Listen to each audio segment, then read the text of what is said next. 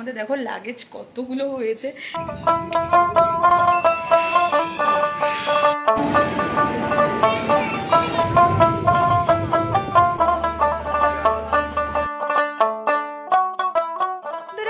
Bengali ঘরকন্যা পূজা চ্যানেলে আপনাদের অনেক অনেক স্বাগত।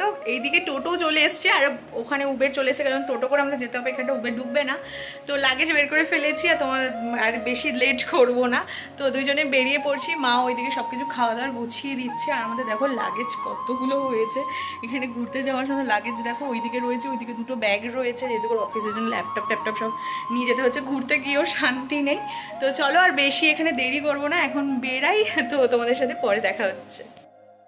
তো চলো লাগেজ নিয়ে এখন বেরিয়ে পড়ি, কারণ তোমাদের তো বললামই ওইদিকে উবের দাঁড়িয়ে আছে, তাই লেট করব না।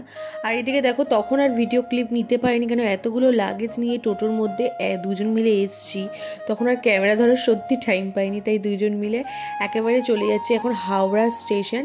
আর অনেকটা আগে চলে এসেছিলাম, যেহেতু আমরা ট্রেনের টাইম ভুল জানি, 6:30 ট্রেনের টাইম ছিল, আমরা জানতাম 6টা, তো আমরা অনেক তাড়াতাড়ি চলে এসেছি বলে ওয়েটিং রুমে ছিলাম।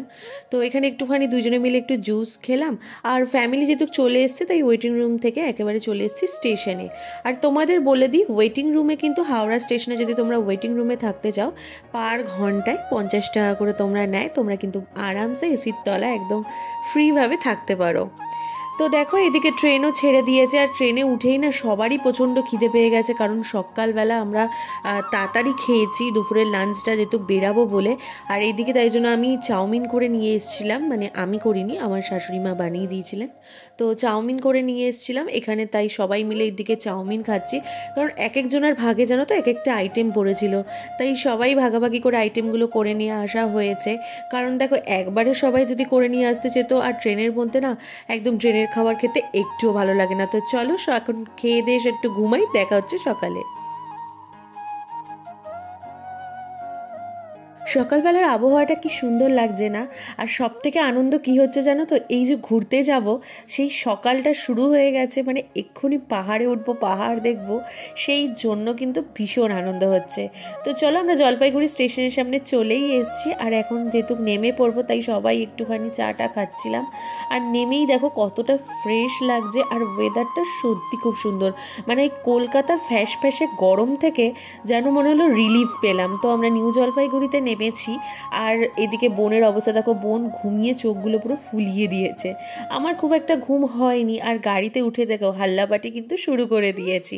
তো এখন সোজা চলে যাব রুমে, আর এখন 6 ঘন্টার মোটামুটি 4 থেকে 6 ঘন্টার জার্নি, তো জার্নি শুরু করা হোক।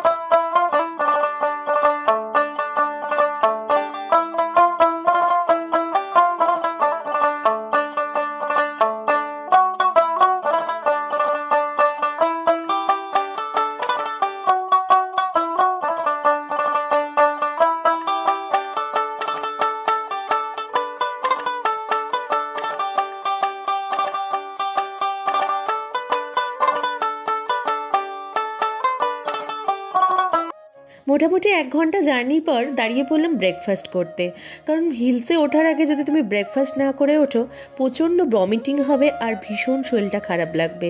তাই এখানে সবাই ব্রেকফাস্ট করতে দাঁড়িয়ে পড়েছি, আর যেখানে ব্রেকফাস্ট করতে দাঁড়িয়েছি খেতে বসার সময় দেখছি জানলা দিয়ে দেখো এই পাহাড় দেখা যাচ্ছে, আর সিনারিটা জাস্ট অসাম। আর পাহাড়ে এসে কি খাবো জানো, সেটা হচ্ছে আলুর পরোটা। আমি আর রনি কিন্তু পাহাড়ে আসলে এই আলুর পরোটাটা একদম মিস করি না, কারণ এখানে দারুণ বানায়, আর সেই চাটনি আর টক দইটা দিয়ে জাস্ট অসাম লাগে। তবে এখন দিয়েছিল ঘুগনি। তো খাওয়া দাওয়া পর্ব শেষ করে এখন রওনা দিলাম 4 ঘন্টার পথ। এই 4 ঘন্টা এখন গাড়িতেই কাটবে, তবে ওই যে আনন্দটা যে এখন আমরা উপরে উঠছি, যারা পাহাড় ভালোবাসে তারাই কিন্তু সেই মর্মটা বুঝবে।